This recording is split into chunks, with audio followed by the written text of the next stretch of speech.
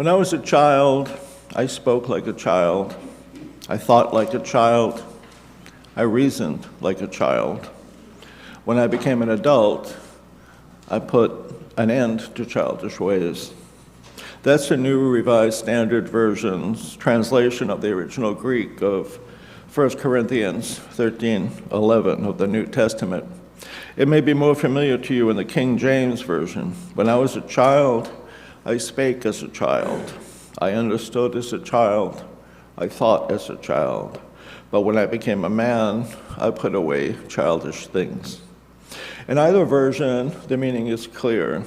The way we understand as a child is immature, not yet well developed, not appropriate to the challenges of adulthood. When I was a child, I understood as a child, as did you. Our understanding, furthermore, was largely shaped by the circumstances of our upbringing. My understanding of God was shaped by being brought up in the Roman Catholic Church and in an Irish Catholic household. Your understanding was shaped by the training you received in childhood and the messages in the home that reinforced or challenged that understanding. Some of us were filled with questions and curiosity. Who or what is God? What would Jesus do? How much could we get away with without actually sinning? What sins counted enough that they had to be revealed in weekly confession? How flexible is the boundary line between self-interest and love of others? What does it mean to break the rules? If we're willing to accept the punishment, is rule-breaking worth the risk? What does it mean to get along in the world? Just as we ask these questions as individuals, we ask such questions as societies and religious traditions.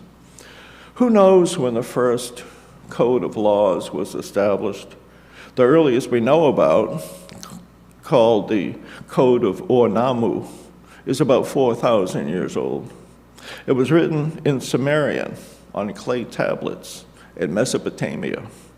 Among the laws are these: if a man commits a murder, that man must be killed. If a man commits a robbery, that man will be killed. If a man commits a kidnapping, he is to be imprisoned and pay 15 shekels of silver. If a slave marries a free person, he or she is to hand over the firstborn son to his owner. If a man violates the right of another and deflowers the virgin wife of a young man, they shall kill that male. If a man has cut off another man's foot, he is to pay 10 shekels. If a man, in the course of a scuffle, smash the limb of another man with a club, he shall pay 1 mina of silver. And if someone severed the nose of another man with a copper knife, he must pay 2/3 of a mina of silver. The laws all apply to men. It appears they cause most of the trouble. The Code of Namu may be the oldest code of law we know of, but probably the oldest most of us are familiar with is the Code of Hammurabi, composed in 1750 BCE or thereabouts, about 3,800 years ago. This is the Babylonian code of laws organized into a number of categories such as offenses against the administration of laws, property offenses, land and houses, commerce, marriage, family and property, assault, agriculture, rates of hire, and slaves. The underlying principle which most of us are familiar with, I'm sure, is lex talionis, an eye for an eye, and a tooth for a tooth, a principle which we find again in the book of Exodus in the Hebrew Bible. It's what we refer to today as retributive justice. The common understanding, according to Wikipedia, is that this system developed as early civilizations grew and a less well-established system for retribution of wrongs, feuds, and vendettas threatened the social fabric. Retribution was seen as just punishment, and a code enshrining it in law was seen as necessary to ensure it was the only officially approved system. Needless to say, legal systems have evolved over time, and what was considered appropriate 3,800 years ago is no longer seen appropriate as today. Though judging from what I've seen on Facebook exchanges, there are plenty of folks who think retributive justice works just fine. And you can make a case that our prison system is based more on punishment than on restitution. If we keep these harsh, punitive prescriptions in mind, we can best understand just how radical a shift in social mores is encapsulated in the advice of Jesus of Nazareth when he says to love one's enemies. To love one's neighbors is difficult, but to love one's enemies, that's a large order indeed. But I say to you who are listening, love your enemies, do good to those who hurt you, bless those who curse you, pray for those who mistreat you. Luke 6:27 and 28. The teachings of Jesus were institutionalized in the church, of course, and Christianity became a state religion under Constantine in 312, a conversion widely understood today as a device to preserve and continue the Roman Empire. Thus began, or continued, a long tradition of the union of governmental and ecclesiastical interests. It's difficult these days to parse out the differing roles of institutional Christianity and the passion for worldly success and power. Ironic, considering that Jesus of Nazareth lived such a simple life among common people with a desire to promote nothing so much as peaceful relations among people and humility regarding one's place in the world. Many sermons have been written about this paradox, and even more books and articles have been written about it, certainly with more knowledge and erudition than I can bring to the subject. The progression from harsh legal precepts of the earliest legal codes through the development of the Hebrew Bible and then the New Testament is a complicated progression, to be sure, encumbered by many obstacles and stumblings, a progression nonetheless.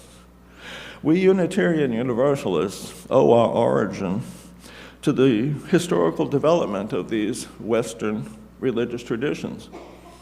And I don't propose today to focus on our tradition's Christian origins, though, but to developments in the 20th century that challenged those traditions and, in the process, transformed our theological understanding. I'm talking about the development of religious humanism within our denomination. When I envisioned the primary topic of today's sermon, I thought I'd be preaching on the Humanist Manifesto. I had forgotten, if I had ever known, that the actual title is A Humanist Manifesto. The authors chose the indefinite rather than the definite article because they had no belief that they were creating and no desire to create a definitive statement. They wanted to get into print a document that captured the essence of a worldview that would be revisited and revised and expanded upon over time. This year marks the 90th anniversary of the original 1933 publication. One of the things that immediately strikes the reader of today and helps justify the need for periodic revisions is the use of male-centered language. And this was still standard 30 years later, and only began to change in my experience in the early 70s. But so much more striking is a revolutionary idea of just what religion is. The 1933 version of the Humanist Manifesto contained 15 affirmations, including the following. Religious humanists regard the universe as self-existing and not created. Humanism believes that man is part of nature and that he has emerged as a result of a continuous process. Humanism asserts that the nature of the universe depicted by modern science makes unacceptable any supernatural or cosmic guarantees of human values. It does insist that the way to determine the existence and value of any and all realities is by means of intelligent inquiry and by the assessment of their relations to human needs. Religion must formulate its hopes and plans in the light of scientific spirit and method. In other words, religious humanism starts with a human understanding of the world, instead of postulating a divine entity who created the world and whose faultless laws we human beings must struggle to live up to. The idea of religious humanism itself was nothing new, even in 1933. It goes back to at least the 16th century, and some people would even say to the ancient Greeks.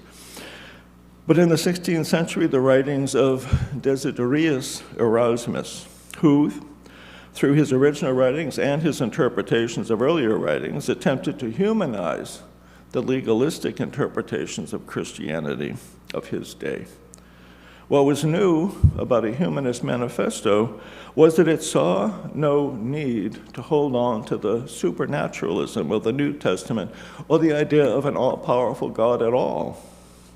Human understandings of right and wrong, natural explanations of human evolution were enough to build a moral foundation upon.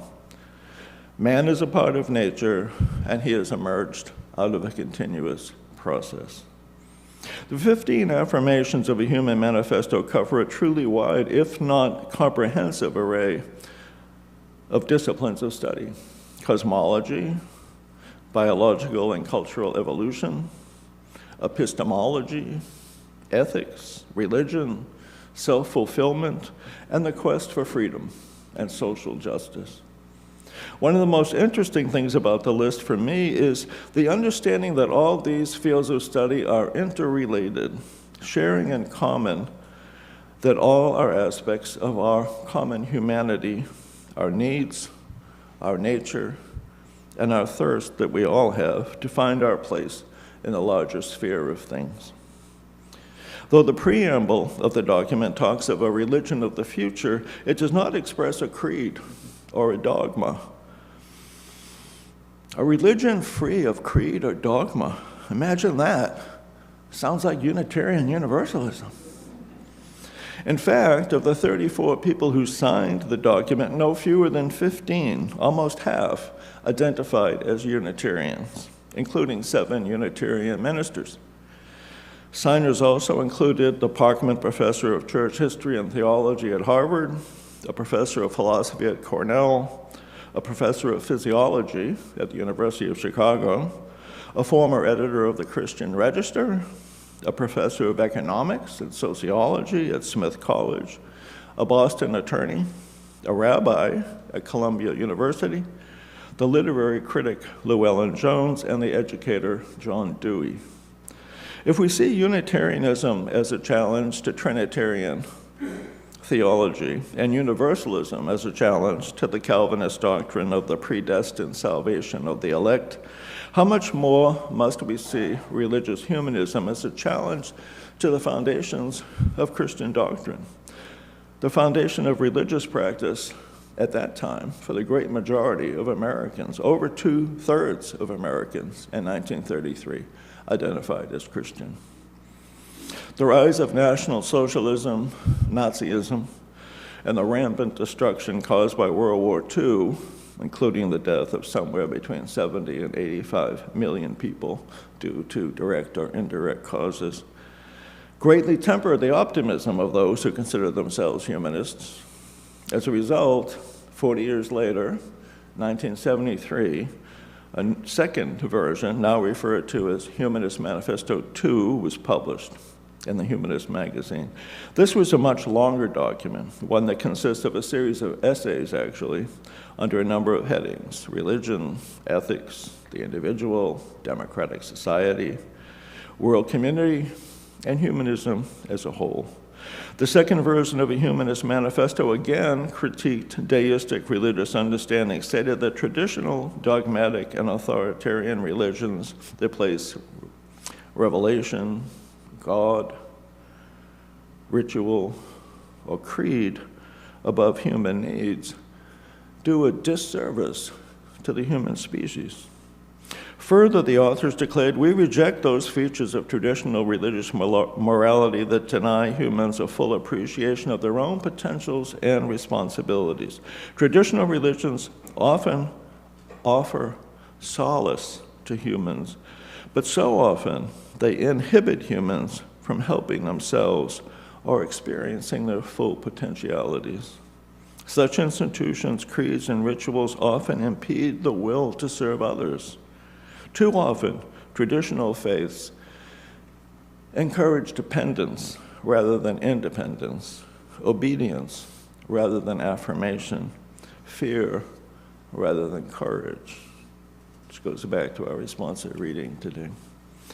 When it comes to a belief in an afterlife, the authors declare promises of immortal salvation or fear of eternal damnation are both illusory and harmful. They distract humans from present-day concerns, from self-actualization, and from rectifying social injustices. In short, our concerns as humans must be based on our nature of being human and our role on the planet.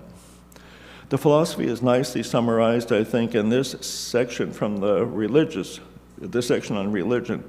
As far as we know, the total personality is a function of the biological organism transacting in a social and cultural context. Though the manifesto as a whole emphasizes the role of reason over unquestioning faith, reason, the authors state, must be tempered by humility, since no group has a monopoly on wisdom or virtue. Nor is there any guarantee that all problems can be solved or all questions answered. Yet, critical intelligence, infused by a sense of human caring, is the best method that humanity has devised for resolving problems. Reason should be balanced with compassion and empathy for the whole person to be fulfilled. One would like to wholeheartedly embrace the positive vision expressed in this last set of quotes. The vision is tempered, though, by a sober understanding of the challenges that have been created by human striving and the desire to conquer and subjugate. The future, the document states, is full of dangers. In learning to apply the scientific method to nature and human life, we have opened the door to ecological damage, overpopulation, dehumanizing institutions, totalitarian repression, and nuclear and biochemical disaster. Faced with apocalyptic prophecies and doomsday scenarios, many flee in despair from reason and embrace irrational cults and theologies of withdrawal and retreat. What was true in 1973 is no less true in 2023. Who can argue with the premise stated in the introduction of the document? Humanity to survive requires bold and daring methods. We need to extend the uses of the scientific method, not renounce them, to fuse reason with compassion in order to build constructive social and moral values. Confronted by many possible futures, we must decide which to pursue. The ultimate goal should be the fulfillment of the potential for growth in each human personality, not for the favored few, but for all of humankind. Only a shared world and global measures will suffice. A humanist outlook will tap the creativity of each human being and provide vision and courage for us to work together. This outlook emphasizes the role human beings can play in their own spheres of action. The decades ahead call for a dedicated, clear-minded men and women to be able to marshal the will, intelligence, and cooperative skills for shaping a desirable future. Humanism can provide the purpose and inspiration that so many seek. It can give personal meaning and significance to human life. The early law codes we discussed at the beginning of this presentation were constructed to preserve social order, clarify boundaries of behavior, and codify a particular political order. 37 and 3,800 years later, we're still struggling with how to organize ourselves in a way that preserves order and clarifies boundaries, but one which also fosters the ethical and religious development of each of us as individuals in order to create societies which serve humanity as a whole, putting aside concerns of supernatural deities and salvation and an afterlife. Those of us who identify as humanists, at least. The UUA has not conducted a survey of the range of our theological beliefs in 25 years, as far as I know. But when it last did, in 1998, over 50% of Unitarian Universalists identified as religious humanists, and about 10% as Christian, and about 10% as Buddhist, and about 10% as Hindu, and a variety of, and about 10% as pagan. I expect that those figures hold true today. We may even lean more that way than we did in 1998. We owe a debt of gratitude, I think, to those who proclaim their countercultural beliefs in a society that can be redeemed through human endeavor and ethical concerns. And we would do well to continue their work in word and deed.